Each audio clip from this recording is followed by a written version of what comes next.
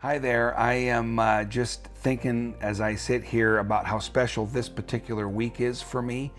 This week, 4 years ago, I was in a struggle for my life. And it's 4 years that have gone by since that moment, and I still think back to that moment. You see, I was literally hours, and arguably one doctor in particular would say minutes from losing my life. And what I don't think anybody can anticipate is how you're going to react in that moment. You can kind of think about it. I mean, if I say to you, how do you think that you would handle it if your life was really on the line? Maybe you've had an experience like that. If you have, I'd love to know what went through your mind. You see, because for me, what went through my mind were three questions, and they just came bang, bang, bang, these three questions. It was like the whole world stopped, and it was boiled down to three questions for me. And it was a little shocking, and yet as I look back 4 years later, I can look back and say how grateful today I am. So I'll share with you what the questions that came to my mind were, and I would suggest you might reflect on how would you answer these questions for yourself. So, they tell me, John, you're in the middle of having a heart attack and we've got to rush you into surgery.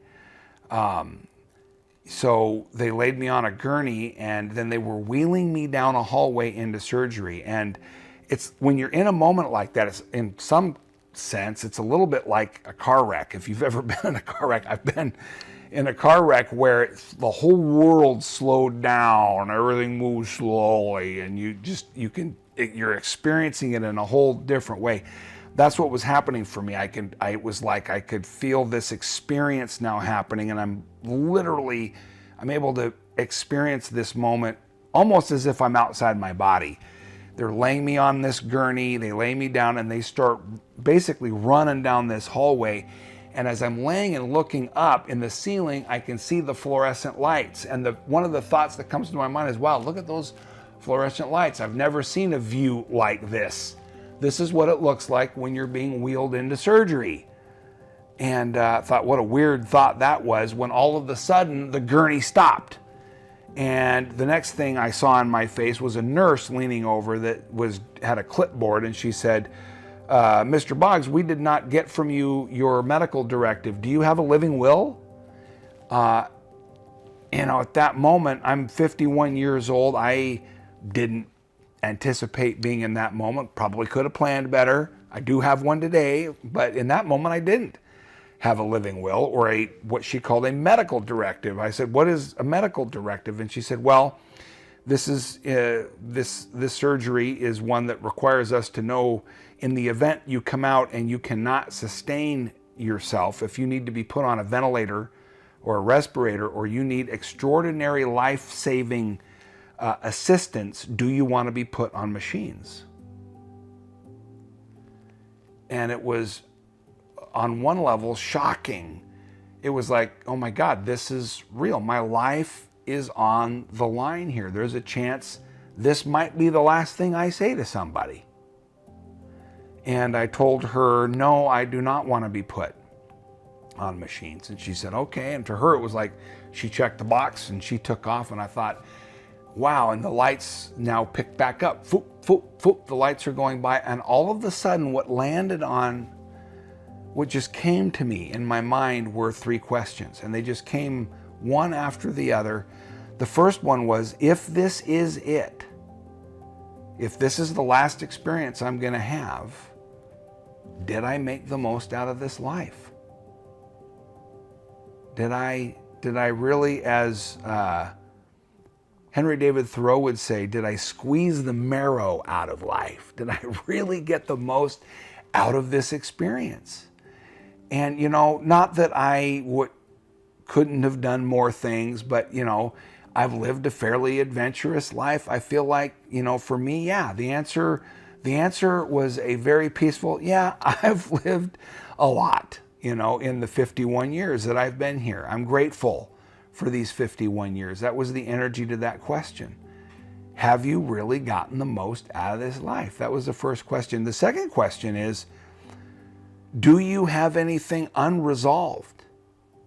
John, is there anything that you need to say to someone? I mean, I literally was thinking I might need to reach out and grab the walls of the hallway and say, wait, I need to say something to someone.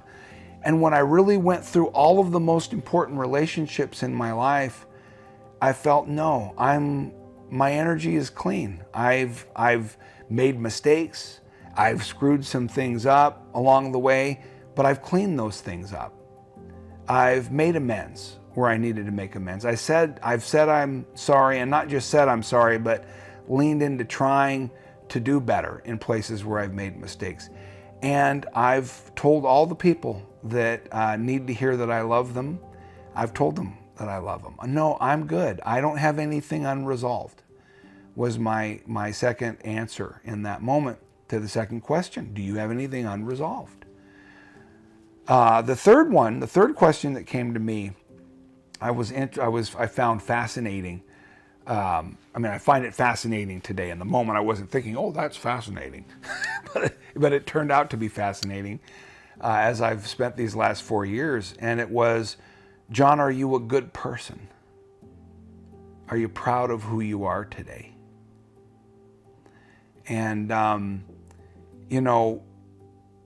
the hardest, I think, person on John is John.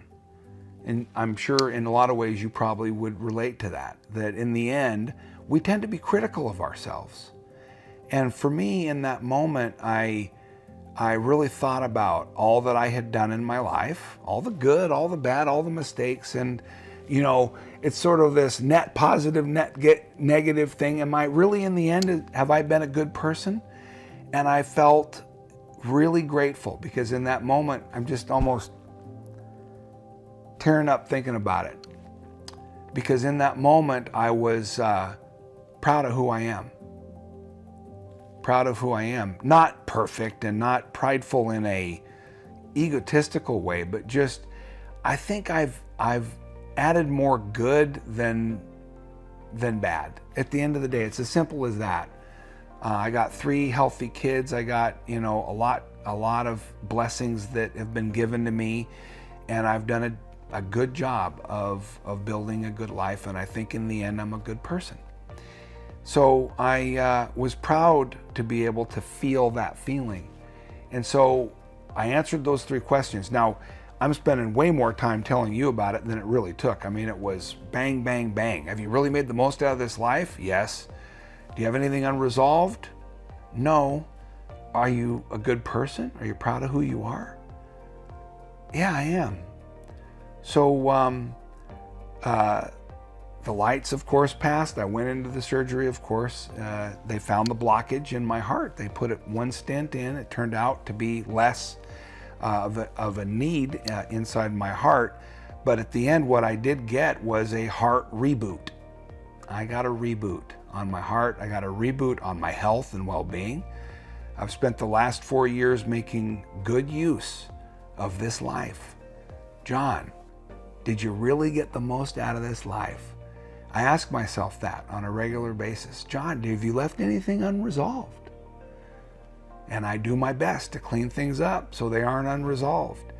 And today I think I'm a good person. So this week for me is so special. It's my heart reboot anniversary.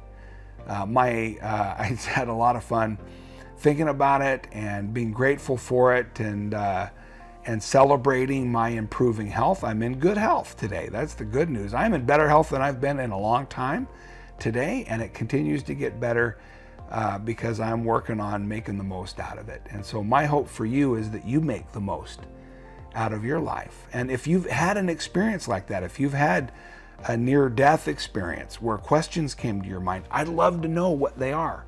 Have you ever had a moment like that? What would your answers be to those 3 questions? It's your turn. I'd love to hear from you. If this story was helpful in any way, please click the like button, share it with someone that matters to you, and make the most out of your answers to those 3 questions. In closing, let me just say that today I'm dedicated to living a life I love, and doing that by thinking bravely and acting boldly. Look forward to seeing you again in the future. Take care.